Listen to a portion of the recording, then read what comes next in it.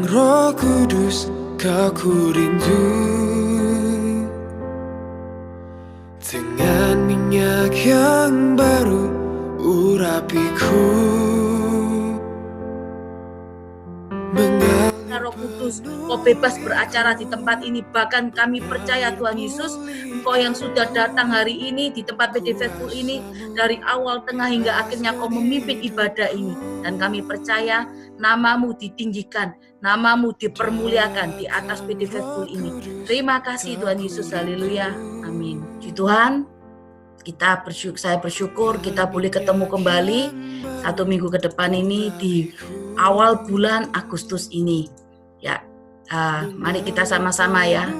Sekali lagi kita sama-sama belajar untuk firman, sama-sama mengenal karakter yang Tuhan kita sembah. Jadi saya akan kita langsung buka di kitab Kejadian 42. Ya, ayo sama-sama kita buka ya dulu, saudara-saudara, di kitab Kejadian 42. Firman Tuhan yang mau Tuhan sampaikan di Kejadian 42 ini sampai di ayat 2. Jadi saya cuma mau ceritakan dulu ya, Yusuf ini siapa. Kita seringkali sudah baca, apalagi mungkin yang kemarin sudah ikuti PD Bekasi. Saya hanya mengulang. Jadi firman ini sebetulnya firman yang saya hanya menceritakan asal-usul Yusuf, yang mereka yang di Bekasi kemarin juga sudah mendengarnya. Jadi saya mau cerita dulu.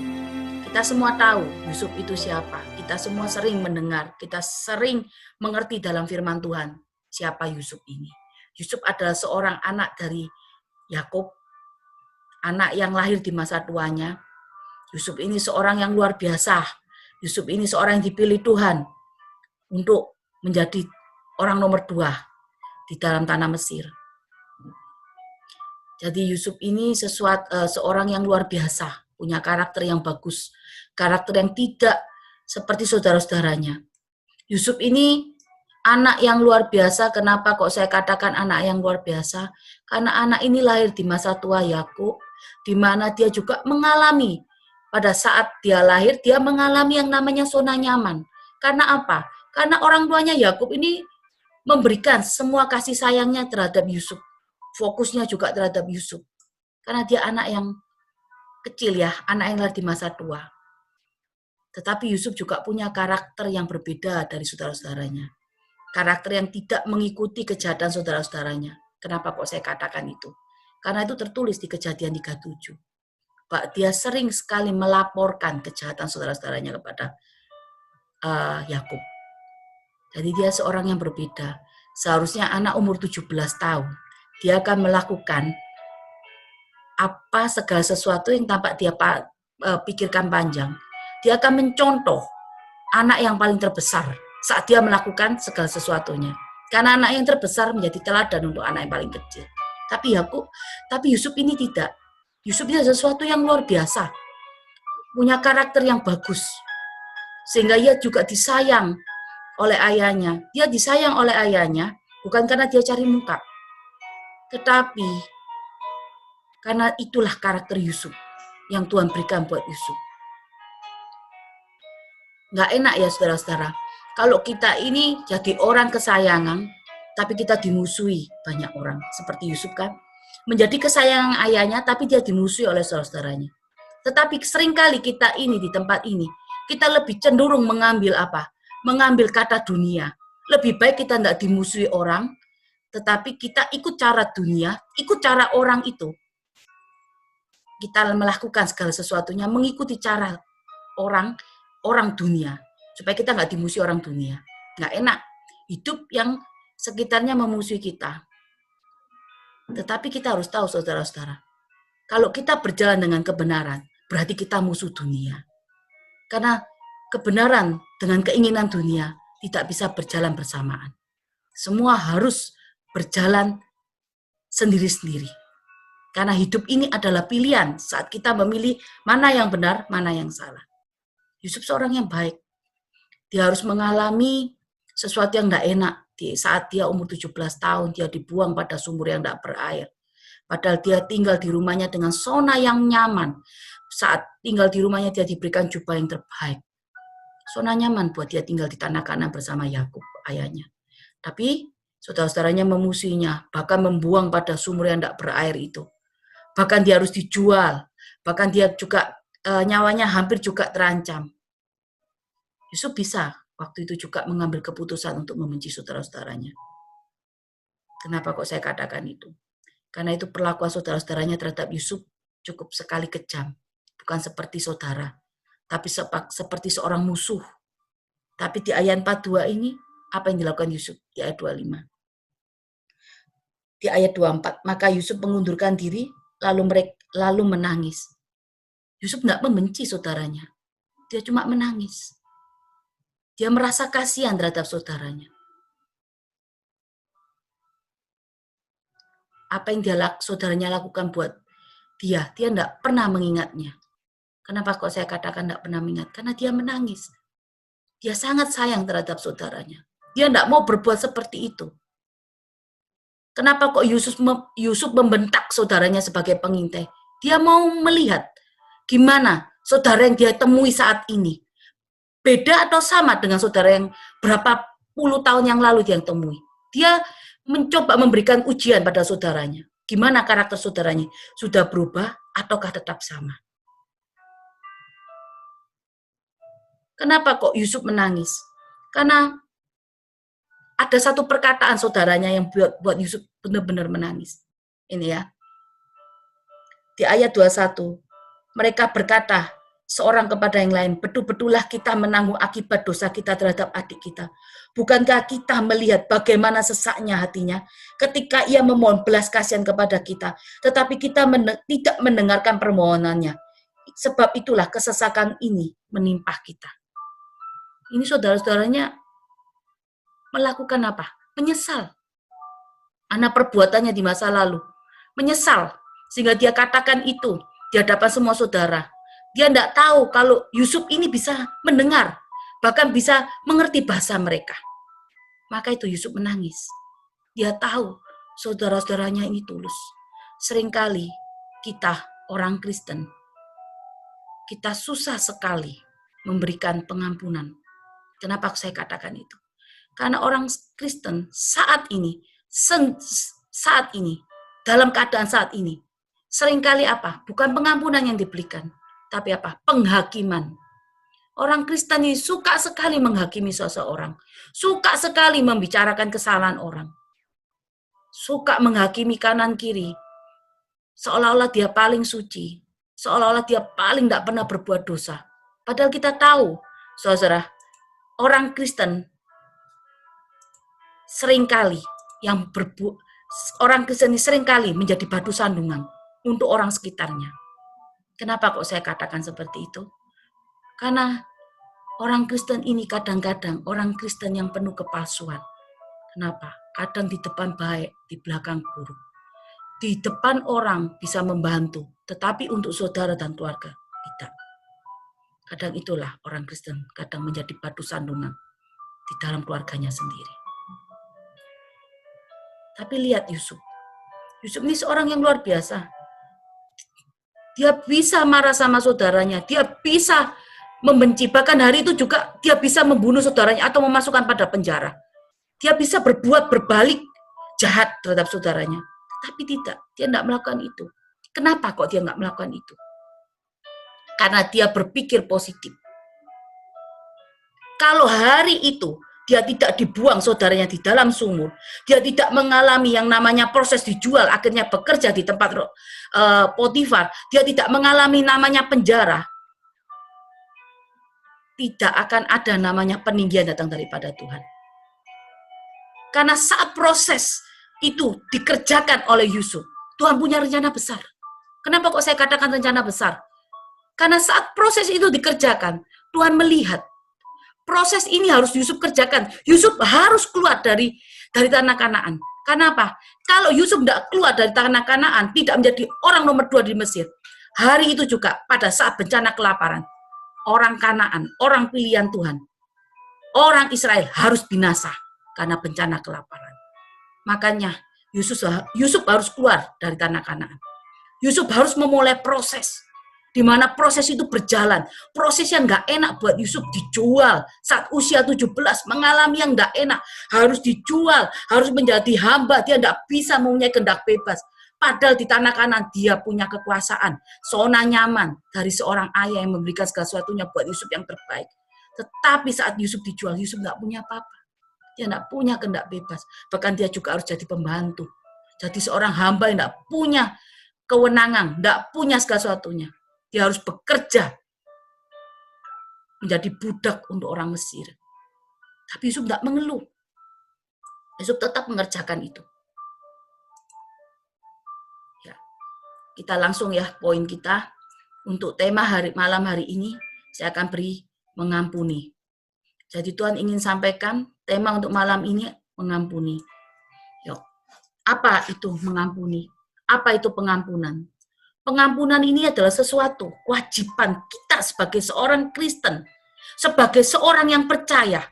Jadi ini adalah kewajiban, ini adalah perintah Tuhan. Mengampuni. Sudahkah kita ini mengampuni?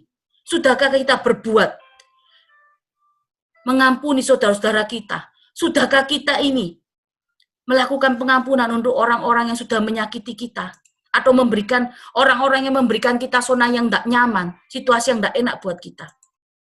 Dan saya mau katakan, pengampunan ini adalah suatu kewajiban di dalam hidup orang percaya.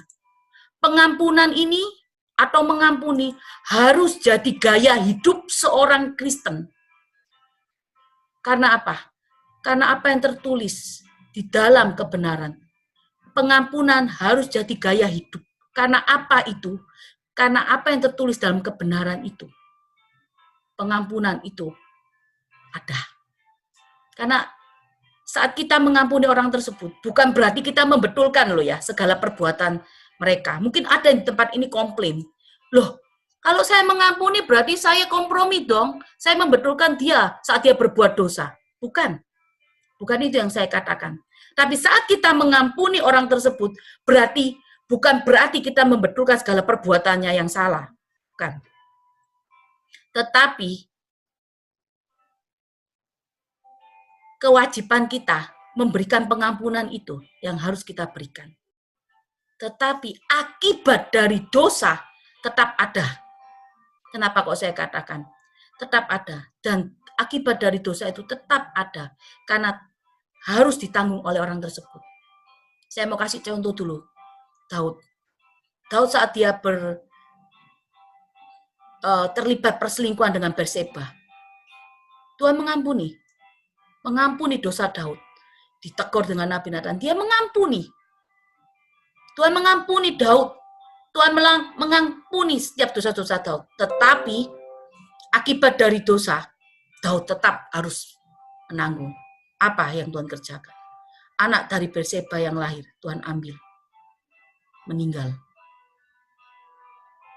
Jadi saya mau katakan, pengampunan ini adalah kewajiban kita sebagai orang Kristen, sebagai orang percaya, kita harus mengampuni. Kalau pengampunan ini tidak kita kerjakan, berarti kita sedang bertentangan dengan jalan kebenaran. Biarkan pengampunan ini menjadi gaya hidup buat kita. Karena pengampunan ini harus berjalan dengan kebenaran. Kalau kita tahu kebenaran, berarti kita juga harus mengampuni. Ini yang saya mau katakan. Ya, jadi akibat dosa pasti ada. Setiap orang yang melakukan kesalahan, walaupun dia diampuni, dia tetap harus menanggung akibat dari dosa itu. Jadi kewajiban kita saat ini hanya mengampuni atau memberikan pengampunan. Ya. Oke, langsung saya akan masuk poin. Mengapa pengampunan harus dilakukan dalam hidup kita sebagai orang percaya? Kenapa? Kita langsung masuk poin pertama ya.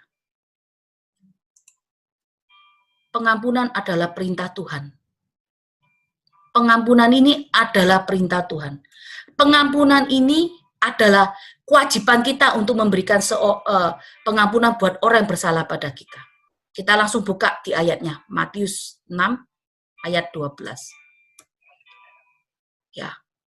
Matius 6 ayat 12, ampunilah kami akan kesalahan kami seperti kami juga mengampuni yang bersalah kepada kami.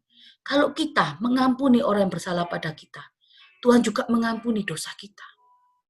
Jadi semua itu ada timbal balik, saudara-saudara. Sama di Matius 5 ayat 44. Tetapi aku berkata kepadamu, kasihilah musuhmu dan berdoalah bagi mereka yang menganiaya kamu. Aku ini di tempat Matius 5 ayat 44 ini, aku ini huruf besar. Berarti aku ini berbicara siapa? Tuhan yang memerintahkan. Maka itu saya katakan, pengampunan adalah sebuah perintah. Pengampunan adalah sebuah perintah Tuhan buat kita di tempat ini semua. Kalau kita tidak ngampuni, kalau kita tidak bisa memberikan pengampunan, bagaimana Tuhan bisa mengampuni setiap dosa kita? Pernahkah kita ini kalau disakiti orang, atau kita ditipu, atau mungkin kita melakukan kesalahan yang fatal, pernah nggak kita ini berdoa, mengampuni dan memberkati mereka? Pasti sebagai seorang Kristen susah untuk berbuat itu. Kita seringkali cuma, ya, kalau tiba-tiba yang menyakiti kita berbuat salah, tiba-tiba apa yang kita lakukan? Tiba-tiba yang menyakiti kita berbuat salah dan tiba-tiba dia tertimpa musibah. Apa yang kita lakukan? Kita cuma paling bilang satu hal, syukur, tahu rasa, tabur tua itu apa yang dia sudah lakukan sama saya. Kalau orang bisa berkata seperti itu, berarti orang ini tidak pernah melakukan kesalahan, pastinya. Tapi hari ini Tuhan yang mau katakan buat kita, ampuni. Kenapa? Kita semua tidak pernah luput dari kesalahan. Besar, kecil. Kita semua ini manusia tidak sempurna. Kita semua punya dosa. Ayo, berjalan dengan setiap kebenaran. Walaupun pengampunan ini susah buat kita memberikan buat orang-orang yang salah terhadap kita. Setiap kesalahan kita pasti diperhitungkan Tuhan. Apa yang kita lakukan baik maupun benar, salah, benar, semua jadi hitungan dalam Tuhan. Saya cuma mau katakan, jadikan pengampunan ini jadi gaya hidup seorang Kristen yang percaya. Karena pengampunan ini adalah perintah Tuhan. Saya langsung ke poin 2.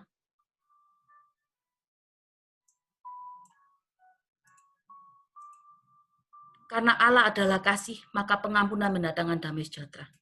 Kenapa kok Allah kasih? Karena Allah adalah kasih, maka pengampunan mendatangkan damai sejahtera.